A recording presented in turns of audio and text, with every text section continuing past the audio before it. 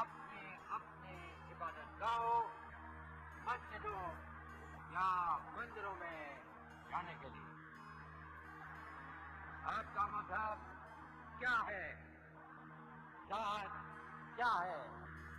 कौम क्या है? इसका हुकूमत के मामलात से कोई ताल्लुक नहीं।